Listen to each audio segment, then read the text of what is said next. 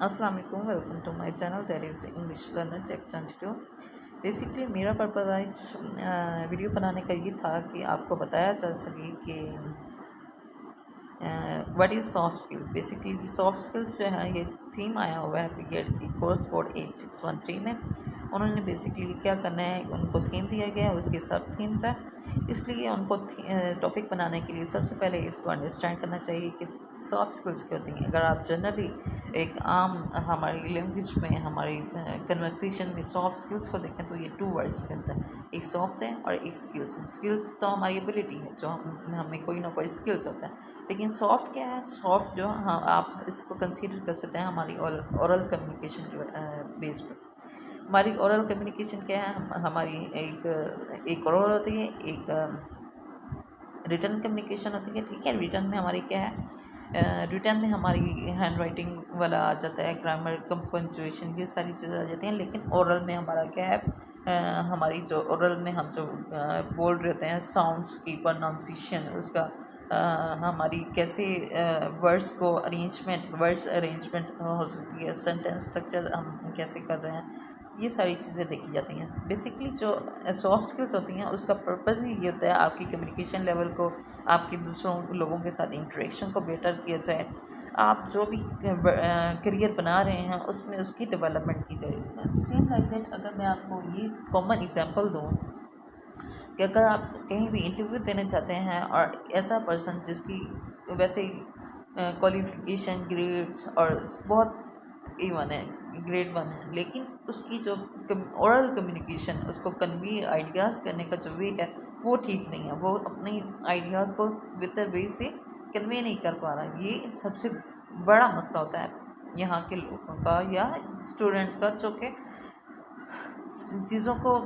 रट तो लेते हैं लेकिन उसको समझा नहीं पाते। शायद रटते भी नहीं हैं, समझ भी लेते हैं, लेकिन उनमें वो एबिलिटी नहीं होती कि वो अपनी चीज़ को कन्वे अच्छे वे में कर सकें। ये अच्छे वे में तब कन्वे कर सकते हैं जब उनकी प्रैक्टिस हो, जब उन्हें पता हो कि हमने अपने किन किन चीज़ों पे ओरल कम्युनिकेशन की किन किन एरियाज़ पे वर्क करना है। उसके बाद ही वो अपने जो ओरल कम्युनिकेशन स्किल्स हैं उसको डेवलप कर सकते हैं। बेसिकली अगर कोई आपसे कहे कि इंटरव्यू दो और उसका ऐसा पर्सन जिसका एकेडमिक करियर, एकेडमिक ग्रेड्स अच्छे नहीं हैं, लेकिन उसकी जो कम्युनिकेशन वे है, कम्युनिकेशन साउंड्स हैं, मतलब जैसे वो कम्युनिकेट प्रोनाउंस कर रहा है, साउंड्स को कम्युनिकेट कराते हैं, आइडियाज़ को, उसका वो वे अच्छा है, उसका वो दूसरे इंसानों का अपनी बात को समझा पा रहा है, तो ये उसका प्लस पॉइंट में कंसीडर किया जाता है। उसके बाद क्या है? सॉफ्ट स्किल्स हैं। सॉफ्ट स्किल्स का बताया गया है कि सॉफ्ट स्किल्स बेसिकली आपकी कम्युनिकेशन ओरल स्किल्स होती हैं, और ये सारी चीज़ें उसकी क्या है, इंपॉर्टेंस क्या है सॉफ्ट स्किल्स की, आप ये देख लें कि इंपॉर्टेंस इसके इंटरपर्सनल स्किल्स हैं, पर्सनल पीपल स्किल्स में डेवलप होती हैं। ठीक है, इसकी इंसान जब एक दूसरे से इंटरेक्ट करता है तब इसकी ज़रूरत पड़ती है। इंसान जो एक कलीग दूसरे कलीग से बात करता है, एक सर दूसरे सर से, एक बॉस अपने क्लाइंट से बात कर रहा होता है, हर एक लेवल पे हमें कम्युनिकेशन स्किल्स को की ज़रूरत पड़ती है। इवन कि आप एक फ्रेंड से दूसरे फ्रेंड, जो फॉर्मल फ्रेंड्स होते हैं उनसे बात करें तो इसमें भी कम्युनिकेशन स्किल्स बहुत मैटर करती है। मैं सपोज़ करें कि आपने एक बहुत ही मतलब आपने अपने एक पर्सन को समझाना है, उसे मैनर्स बताने हैं, तो इसमें भी आप चॉइस ऑफ वर्ड्स ऐसे करें कि उसको बुरा भी ना लगे और बात भी कन्वे हो जाए। ये बहुत प्लस पॉइंट होता है अगर किसी को पता हो कि हमने बात कैसे कन्वे करनी है। उसके बाद क्या है, सबसे पहले है सॉफ्ट स्किल्स में क्या है, इंपॉर्टेंस क्या है कि वो हैंडल करता है इंटरपर्सनल रिलेशन को, अप्रोप्रिएट डिसीजन बताता है हमें। हम अगर हम सॉफ्ट स्किल्स में कम्युनिकेशन बेसिकली आ जाती है या डिसीजन मेकिंग आ जाती है, तो उसमें क्या है कि बाज़ वक़्त हम किसी की बात सुन रहे होते हैं तो हमें उनकी समझ नहीं आती। अगर हमारी ये एबिलिटी, हमारी ये कॉन्सेप्ट सही हो तो हम बात को समझेंगे, उसके बाद उसका सही डिसीजन लेंगे। अगर हमें बात वाकई समझ आई है तो कम्युनिकेशन हो जाती है, इफ़ेक्टिव होती है। उसके बाद गुड इंटरपर्सनल रिलेशन होता है, इम्पेक्ट और दूसरे हमारे प्रोफेशन पे अच्छा पड़ता है।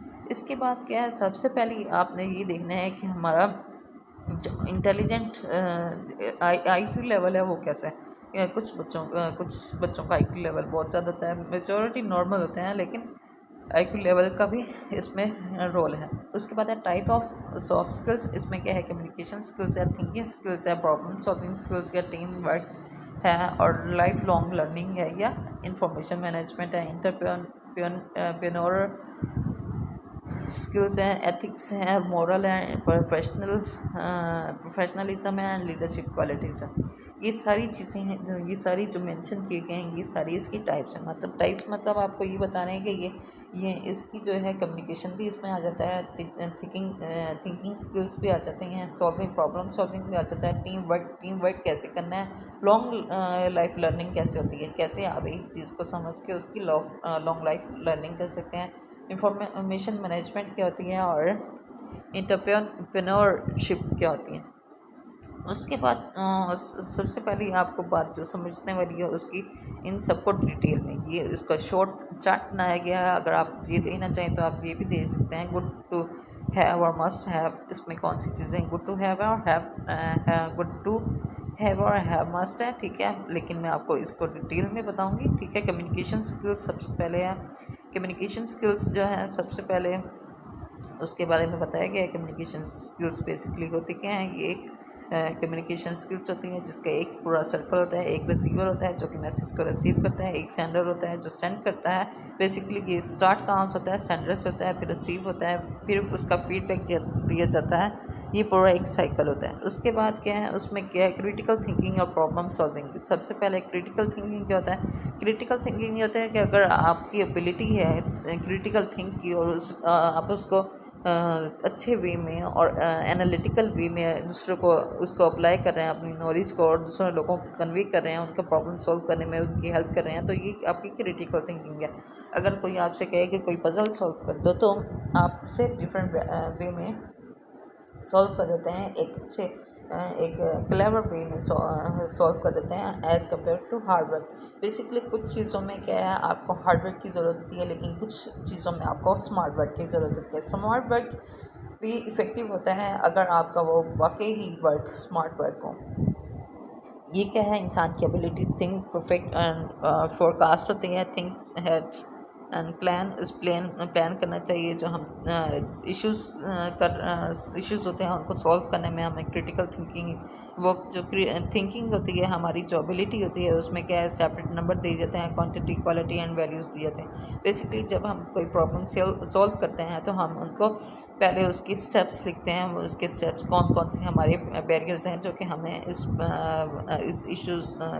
इशू को सॉल्व करने में आ रहे हैं। तो क्या है कि हम उसके पहले देखेंगे मेन इशू क्या है, इसमें कौन कौन सी चीज़ें हैं जो कि अनइम्पॉर्टेंट है और इम्पॉर्टेंट है। उसके बाद आप इसका देखेंगे कि इसका सोल्यूशन क्या है, आया इसका सोल्यूशन इंडोर वर्क में आ रहा है या आउटडोर वर्क में आ रहा है।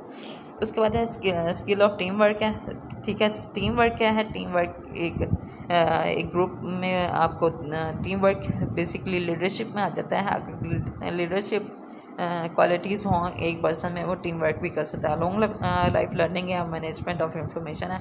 लॉन्ग लाइफ लर्निंग ऐसे हो सकती है कि अगर आप स्टूडेंट्स को या अगर आप छोटे बच्चों की बात करें तो आप उनको एक्टिविटीज़ के ज़रिए कोई चीज़ समझाते हैं तो वो ज़्यादा इफ़ेक्टिव है। इसके बाद एंटरप्रेन्योरशिप है। एंटरप्रेन्योरशिप बेसिकली एक जॉब बिजनेस अपॉर्चुनिटी है जो कि डेवलप करती है, आपको अर्निंग देती है।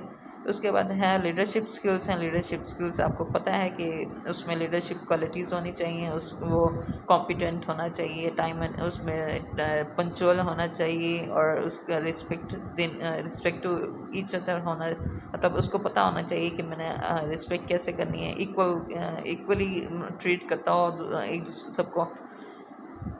क्या है इसकी एसेंशियल सॉफ्टवेयर जो स्किल्स हैं उसमें कौन कौन सी चीज़ें आ जाती हैं। बॉडी लैंग्वेज, अगर कम्युनिकेशन है तो सबसे पहले कम्युनिकेशन स्किल्स है।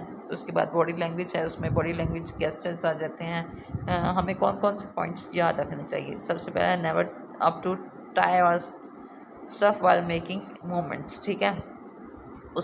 इसमें बहुत सारे पॉइंट्स हैं जो कि इसमें भी आपके इतने इफेक्टिव नहीं है।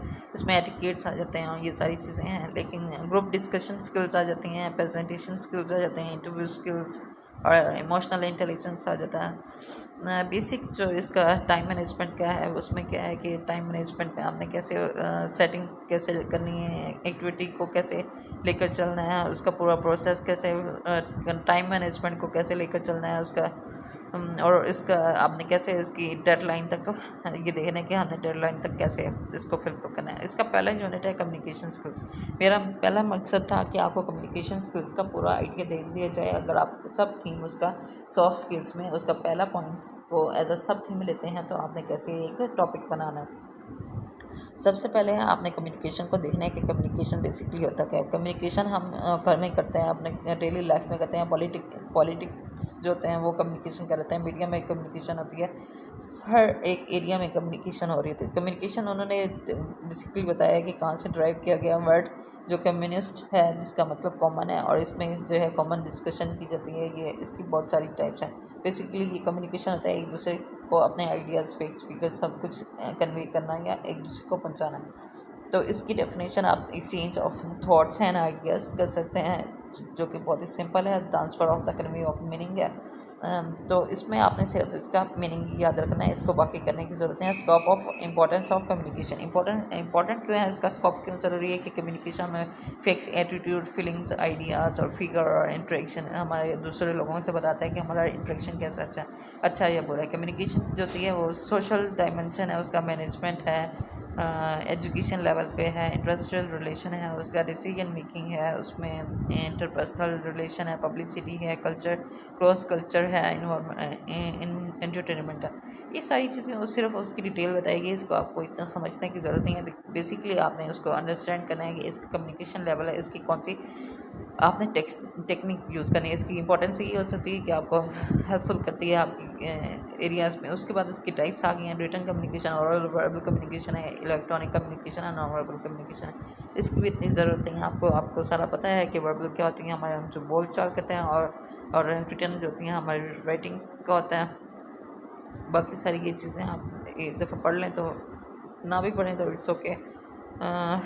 आपने जो आपकी करने वाली चीज़ है, आपने इसकी इम्पोर्टेंस जो है वो आपने करना है। बेसिकली इसमें फॉर्मल एंड इनफॉर्मल वे आ जाता है। आप ये भी अपना टॉपिक रख सकते हैं कि कम्युनिकेशन वे को हम कैसे इम्प्रूव करें, enhance the communication way through the formal and informal way at the grade of that elementary level or secondary level or grade 5 और 3।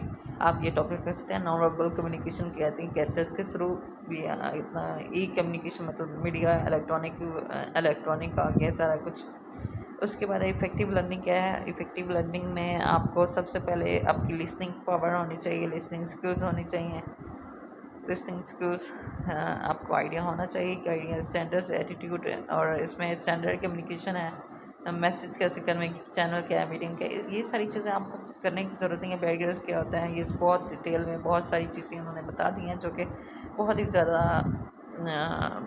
मतलब ये चीज़ें आपके लिए इतनी ज़रूरी नहीं है। आप देखना चाहें तो देख सकते हैं, अदरवाइज इट्स नॉट अ।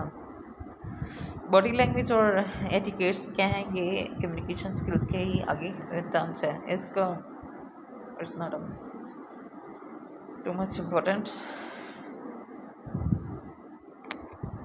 आप पढ़ना चाहें तो पढ़ सकते हैं, बिकॉज इसमें स्पेस आ रहा है, साइलेंस आ रहा है। आप साइलेंस कैसे कर सकते हैं, वॉइस एंड ट्यून कैसे, लिसनिंग प्रैक्टिस कैसे करवा सकते हैं, बॉडी लैंग्वेज क्या होनी चाहिए। बॉडी लैंग्वेज बेसिकली आप बॉडी लैंग्वेज ऐसी होनी चाहिए कि सब कन्वे किया जा रहा है। अगर आप सेंटर में, बेसिकली जो टीचर होता है वो सेंटर में खड़ा होता है ताकि लेफ़्ट और राइट, फ्रंट और बैक सारा एरिया वो कवर कर सके। पॉजिटिव एटीट्यूड होना चाहिए, और हैंडशेक अगर आप करना चाहें तो कर सकते हैं। आपके पोस्चर, आपका सब कुछ, बॉडी लैंग्वेज, आप इतना कॉन्फिडेंट होना चाहिए कि आपको कोई हेजिटेशन फील ना हो। एटिकेट्स में कहा जाता है, सोशल एटिकेट्स आते हैं हमारे सोसाइटी के साथ क्या एटिकेट, बिजनेस है, उसके बाद मीटिंग एटिकेट्स हैं, इंटरव्यू एटिकेट्स हैं, टेलीफोन एटिकेट्स के। बेसिकली जो छोटे बच्चे हैं उनको ये चीज़ें सिखानी ज़रूरी है, लेकिन जब वो ऐसे लेवल पे, बी.एड लेवल या हायर लेवल पे आ जाते हैं तो ये कॉमन चीज़ें हैं, उनको ये सारी पहले ही पता होती हैं, क्योंकि शुरू से ये सारी चीज़ें वो पढ़ते आ रहे होते हैं। तो उसमें नेक्स्ट चैप्टर हम देखते हैं ग्रुप डिस्कशन क्या और इंटरव्यू स्किल्स क्या। बेसिकली ये उसी का सॉफ्ट स्किल्स के ही पार्ट है कि ग्रुप डिस्कशन क्या है, टाइप क्या है उसकी, इफेक्टिव ग्रुप डिस्कशन क्या है। आपने टॉपिक में सिर्फ एक पॉइंट एक टेक्निक लेनी होती है, आप ले भी सकते हैं, ये भी ले सकते हैं कि ग्रुप डिस्कशन क्या है, हम कैसे इन्हांस कर सकते हैं उनकी बच्चों की कम्युनिकेशन स्किल्स को through the group discussion at the level of 8 class और 5 क्लास। ये आप टॉपिक रख सकते हैं, ठीक है। उसके बाद आप ये जिसने टॉपिक रखना है वो सारा ये पढ़ सकता है ग्रुप डिस्कशन के क्या टाइप्स हैं, उसमें ग्रुप डिस्कशन में क्या है, डिस्क्रिप्टिव वन कौन सा है, एब्स्ट्रैक्ट टॉपिक क्या है। एब्स्ट्रैक्ट बेसिकली ऐसी चीज़ें होती हैं जो कि हमें नज़र नहीं आती, एब्स्ट्रैक्ट लेवल पे होती हैं जिनको हम टच नहीं कर सकते। केस स्टडी क्या है, केस स्टडी आपने बीएड में पढ़ चुके हैं। केस स्टडी बेसिकली एक रियल लाइफ सिचुएशन होती है, या इमेजिनरी सिनेरियो होता है, डिलेमा होता है, जिसके ज़रिए हम एक दूसरे का ओपिनियन को कन्वे किया रिस्पॉन्स दे सकते हैं। तो ये सारी चीज़ें हैविंग क्लियर ऑब्जेक्ट, हमें अपने क्लियर ऑब्जेक्ट क्लियर, सबसे पहली बात आप जो टॉपिक सब थीम ले रहे हैं उसका आपको रीज़न पता होना चाहिए कि मैंने ये बेसिकली लिया क्यों है, उसका रीज़न क्या है आपको ये टॉपिक लेने का। जब आप पूरा अपना प्रोजेक्ट करेंगे तो आपको अंदर क्वेश्चन आपने जब ये बनाना है सब थीम, तो आपको चाहिए कि अपना जो 8613 की जो बुकलेट है, मैनुअल है, उसको पूरा रीड कर लें, उसके पूरी क्वेश्चन देख लें कि इसमें कौन कौन से क्वेश्चन पूछे गए हैं, और मैं जो सब थीम ले रहा हूँ क्या वो इन क्वेश्चन का आंसर देगा, तो उस तरह आपके वो कंप्लीट होगा। इसके बाद क्या है, इसमें स्ट्रेटजीज़ बताई गई हैं, डिफरेंट स्ट्रेटजीज़ के ज़रिए कैसे आप अपने कॉन्सेप्ट को ठीक कर सकते हैं। इसमें सिर्फ बेसिकली उन्होंने कम्युनिकेशन स्किल्स को ही आगे, उसकी टाइप्स, टेलीफोन इंटरव्यू, सारी उसी की टाइप्स आ रही हैं, ये सारी उतना ज़्यादा आपको रीड करने की ज़रूरत नहीं है। आपने सिर्फ कम्युनिकेशन को अंडरस्टैंड करना है। अगर किसी ने डिस्कशन को लेना है, डिस्कशन का टॉपिक लेना है, तो वो ले सकते हैं। प्रेजेंटेशन स्किल्स भी उसी में आ जाती हैं कि प्रेजेंटेशन स्किल्स आप बच्चों को आप अपना टॉपिक बना सकते हैं कि कैसे इन्हांस किया जाता है उनकी प्रेजेंटेशन स्किल्स को, या उनकी जो प्रेजेंटेशन में, हाँ जी, प्रेजेंटेशन स्किल्स को थ्रू द कौन सी टेक्निक आप ले सकते हैं, through the video editing, through the model, through the project, कैसे आप उनकी प्रेजेंटेशन स्किल्स को इम्प्रूव कर सकते हैं।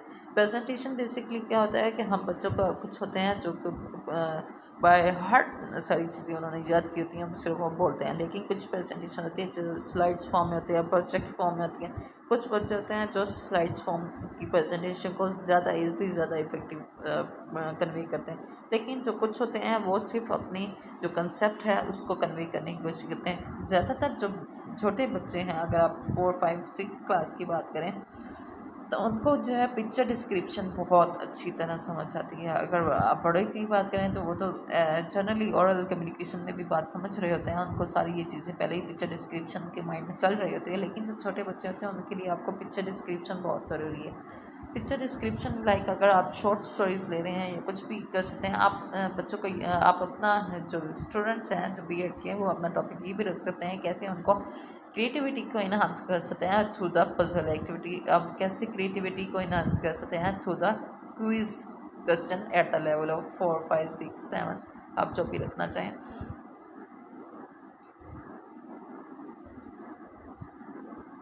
ये सारा प्लान है, एटीट्यूड है, उसका स्ट्रक्चर क्या है, सीक्वेंस क्या होना चाहिए। बहुत बहुत वास्ट एरिया में आपको एक एक पॉइंट, एक एक चीज़ बताएगी, कैसे वॉइस होनी चाहिए, कैसे एक्सप्रेशन होनी चाहिए, कैसे अपीयरेंस होनी चाहिए, सारी चीज़ें बहुत डिटेल में आपको बताई गई हैं। इसके बाद रिसर्च कंटेंट क्या है, उसके बाद उसका डिज़ाइन कैसे करना है, उसकी वॉइसिंग कैसे होनी चाहिए, टॉपिक की नॉलेज कहाँ से लेना है, ये सारी चीज़ें आपको बताई गई हैं।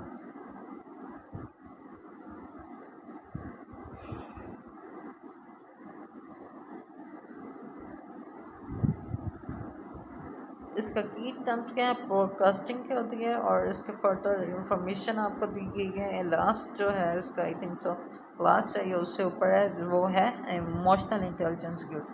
इमोशनल इंटेलिजेंस स्किल्स में सबसे पहले है self regulation, self awareness, motivation, empathy and social skills. सबसे पहली बात ये, इसके जो बेसिकली सॉफ्ट स्किल्स होते हैं उसको 3 पार्ट्स में डिवाइड करते हैं। एक जो उसमें होता है लर्निंग स्किल्स होता है, मैंने आपको कल वाली वीडियो में सारा पहले ही बता चुकी हूँ कि इसमें क्या है कि इसमें 3 पार्ट्स में डिवाइड करते हैं। इसमें क्या है, एक लर्निंग स्किल्स होता है, लिटरेसी स्किल्स होता है, लाइफ स्किल्स होता है।